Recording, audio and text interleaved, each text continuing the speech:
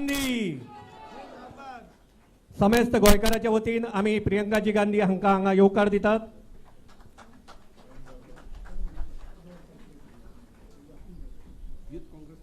मोगा इश्टानो, काल आमच्या देशाची एक व्हड अशें रत्न भारत रत्न लता मंगेशकर ह्यो आमकां सोडून गेल्यो. Goa is known for art and culture. Mangeshkars had their roots in Goa. Priyanka Gandhi ji will begin with her campaign offering tributes to Lata Mangeshkar ji. Don't clap. We have lost a jewel. I request सगळ्या कडेन मागता की हे tributes आमच्या लिडर्सांनी घालतकीर आमी कांय वेळ ube Ravan आमची व्हड अशी एक सिंगर जिणे गोंयचें नांव व्हड केलें, जिणे आमच्या देशाचें नांव व्हड केलें, तांकां हांगा ओपया. I request all the dignitaries to please stand for few minutes and offer tributes to late Lata Mangeshkar जी.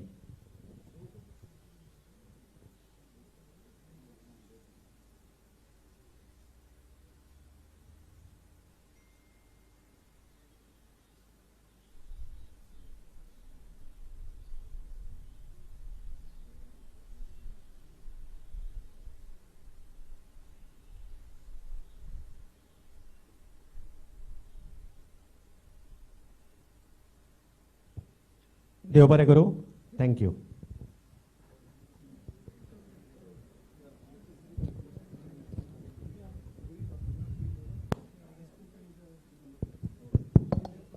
आमचे मदें यूथ काँग्रेसाचो प्रेसिडेंट पावन सरलेलो आसा. मोठ्यान ताळी मारून ताका येवकार दिता. माचयेर येवची करून आतां प्रियंकाजी तुमच्या मुखार आपलें उलोवप करतले. मोठ्यान ताळे मारून आमी येवकार दिवया. प्रियंकाजी जिंदाबाद. प्रियंकाजी जिंदाबाद. Congress party. Congress party.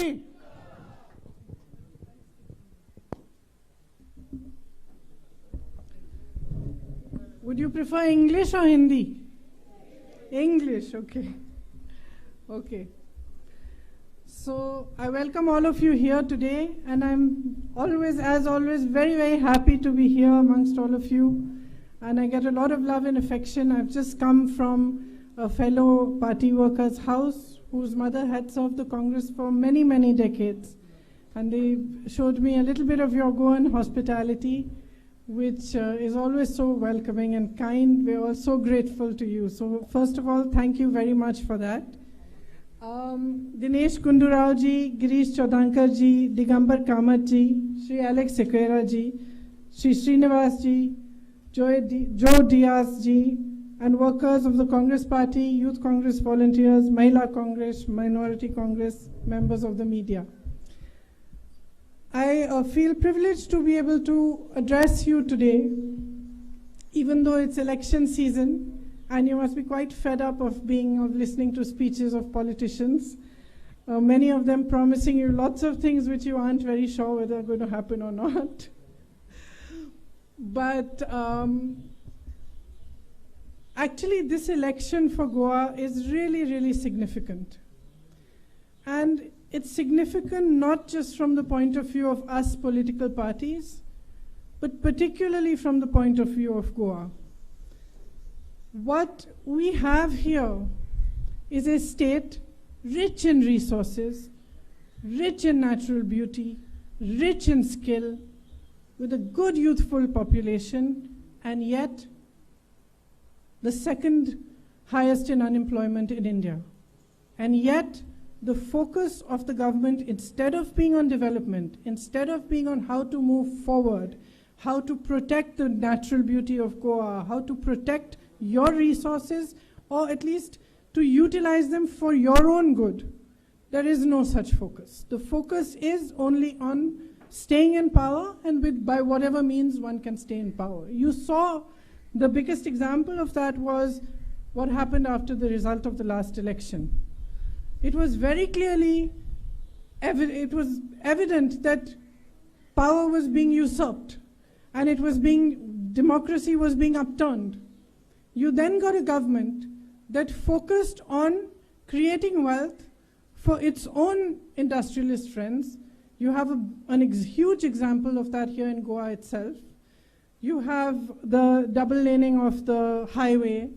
You have these 3 projects, the highway expansion, the double tracking, and the electricity lines that are going through your natural habitat, carrying coal from one end to the other, only for the benefit of one single industrialist. Not a single youth from Goa is getting a single job out of this exercise. What are you getting? You're getting pollution, your environment is being destroyed. So this is symbolic of actually what is happening to Goa. If you listen to the speeches of BJP leaders, they tend to say that they want to build a golden Goa. And every time I hear that, I think of that story, of the goose that laid the golden eggs, of the farmer and his wife who had found the goose which was laying golden eggs, and they were enriching themselves by selling these golden eggs. And then one day they sat down, they became so greedy that they had a discussion with each other and said, look, this goose must be having so many golden eggs inside, why don't we just cut her up and take them out? And to me, that is what is being done to your state.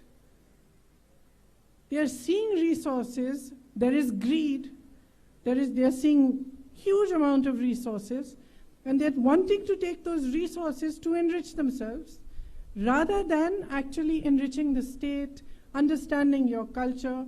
There is a disrespect for your individuality, for your culture, for your identity. And when you have a government that actually internally cannot accept your differences, cannot accept your culture the way it is, does not want it to flourish, wants a uniform culture, then the result is that your state suffers, that you suffer. Everywhere in Goa, wherever I have been, I was here earlier for campaigning. I spoke to people from all different sections of society. I spoke to women, I spoke to young people, I spoke to fishermen. Everybody was under stress and pressure. Nobody, not one of them, could answer the question I asked, has your life improved in the last 5 years? With a yes. Not a single one of them. Each one only said that they had added stress. You have a flourishing tourism industry. It's been the most affected with COVID. You saw that during COVID, there was very little support for you from the government. Aside from that health support and the health services, and even helping those doctors and nurses to perform their duties, making life easier for them, rather than complicating it further, you didn't see any of that happening. At the same time, you saw that because of COVID, because of the lockdowns, your tourism industry was deeply affected. Again, nothing was done to help you. We've seen a budget recently, and in that budget, there are lots of provisions for the big industrialist friends of the government. But there are no provisions for the middle class, there are literally no provisions for the poor, and there are no provisions for the small and medium businesses on which manufacturing thrives and on which jobs thrive. So when we say unemployment is an issue, the greatest employers across the country are the small and medium businesses, are the businesses that you run, your tourism business here, somebody's running a small hotel, somebody's running a restaurant, those are good for employment. Small manufacturing units, those actually help employment. There is absolutely no stress in supporting them. There is no focus on what could have been done once, of course, Corona hit the whole world. In that sense, everybody was affected. But you've seen in other countries how the government worked proactively to help those affected businesses, how they provided support, how they, for example, I know in the state I work in Uttar Pradesh, which is quite different from Goa, and much larger, but I find over there that people were paying their electricity bills. So shopkeepers were paying their electricity bills through the lockdown, but they had no business. So they started taking loans, and now they are mired in debt. So unless you have a government that thinks progressively, that thinks for you, and that is actually has its heart in the right place, to be honest, that thinks of the state as an identity of its own, with a culture of its own, and of the country. You cannot flourish and progress. So I am here, and I've come all the way to say to you that you are watching what is going on around you. You have seen what has happened in the Mole forest. You have seen what has happened with the hills and the jungles of your beautiful state. You have seen how on Goa Mukti Diwas, people were beaten up by the police. You have seen how heritage buildings are being harmed in old Goa. You have seen the job scams, which we are seeing all over the country under BJP rule. I'm seeing in Uttar Pradesh, the children are giving exam after exam. After they give the exam, the cutoff date is changed. The paper leaks, so the exam is cancelled. Then they give another exam, and they wait in hope. They wait for a year, they wait for 2 years. Some children are waiting for 5 to 6 years. And here you have an insane example in which the PA of the minister gets 100 on 100 on a job exam. So there are scams being carried out instead of employment being given. Every government has jobs to give. It also has the funds to help you create employment. None of that is being done here.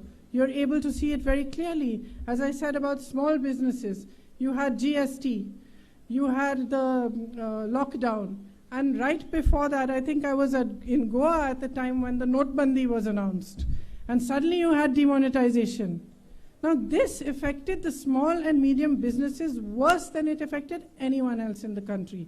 We were all told, line up, because this is your patriotism and black money is going to be brought back into India. Nothing happened. We never saw a penny of that black money. What we did see was the collapse of many, many hard-working people's businesses which had been built with their sweat and toil. And till today, post-GST, post-demonetization, and post the COVID and the lockdowns, there is no support from the government for you. We hear them talking about building a casino capital here.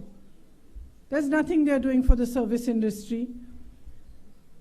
They talk about safety for women. And I have a fact here, a figure of 24% rise in crime against women in Goa.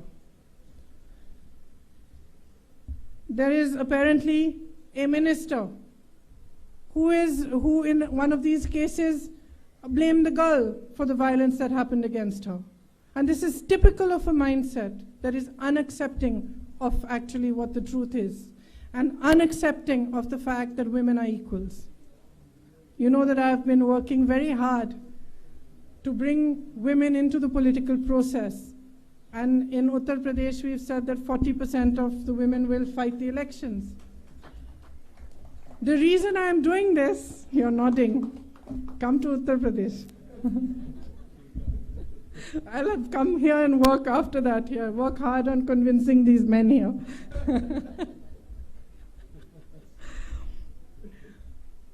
So why am I doing that? I'm actually doing it for 2 or 3 different reasons. The first and foremost is that as women and 50% of the population, it is our right to have 50% of the representation. And it's not something anybody is doing us as a favor. It is our right. And we want to fight for our right. But more than that, I feel that politics today has become filled with hatred. It's become filled with anger. You know, you hear speeches, 90% of the speech is negative. Maybe about the other party, but 90% is negative. And there is no positivity in it. I firmly believe that us women, being the practical people that we are and having to always handle so much, actually can bring that positivity, that compassion into politics as well. So it's my belief that all of us women should be helped also to stand up on our feet. And to that, I would like to say that the Congress party in Goa has come out with a manifesto. And in the manifesto, there are a lot of nice things for women, which I would like to tell you about. I'm going to read it. In government jobs which will be provided in Goa, 30% of them will be for women. There will be a working women's hostel in Margao and Panaji for working women. And there will be an increase in the number of police stations which are manned by women. And the SHGs will all get 1 lakh rupees of support for each SHG. And aside from that, there are many more things which are in our manifesto. One of them is that there is a Nyay scheme in which 6,000 rupees per month will be given to all the weakest families to help them support themselves. Because one of the things that has happened after all corona, lockdown, and so many other wrong policies of the government is that those who are poorest and weakest can no longer sustain themselves. This will also help to inject some money into the economy, and that will also help other businesses and the smaller businesses. Along with this, 500 crores of government funds will be allocated to employment itself. Every Goan citizen will get health insurance from the state itself. I'm sorry, I'm translating the facts from Hindi because I was intending to give a Hindi speech here. So all these scams which are taking place in the exams, and especially for the employment exams, though for that, the job selection, there's going to be a special Goa Staff Selection Commission, which will ensure that the corruption that is happening in all these cases comes to an end. Local stakeholders will be involved in the tourism policy. Petrol and diesel will not be able to rise above 80 liters. The government will subsidize 80 rupees per liter. The government will subsidize the remaining amount. And there will be a strong commitment to protect the environment of Goa and to protect the heritage of Goa. In the Congress Party, we understand how important your heritage is to you, both natural and your cultures and your traditions. And it is from that understanding that many, many years ago, my grandmother conducted possibly the only referendum that was ever conducted in India, in Goa, to find out from the people of Goa whether they wanted to be part of the Maharashtra state or they wanted a state to themselves. And with that same respect, and with that same clear respect for your dignity, for your culture, for your traditions, the Congress Party today wants to hand Goa back to Goans.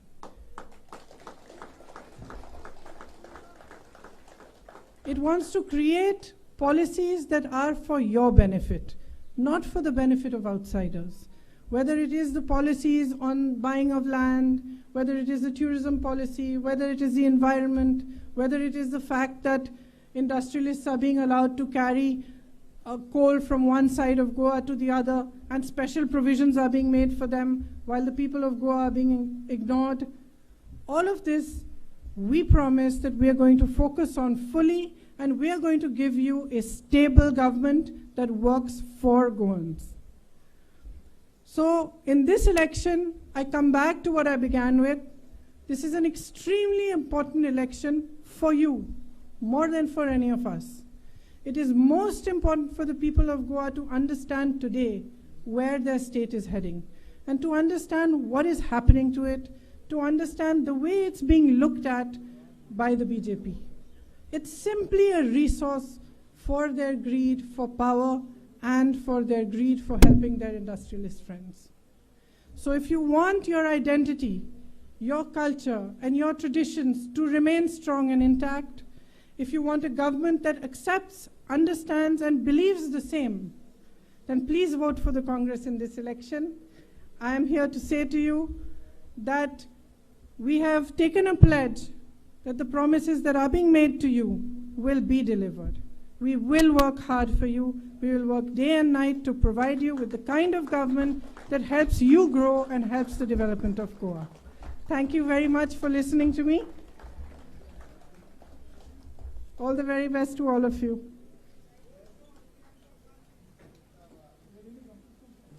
Priyanka Gandhi, Priyanka Gandhi, Congress Party, Congress Party.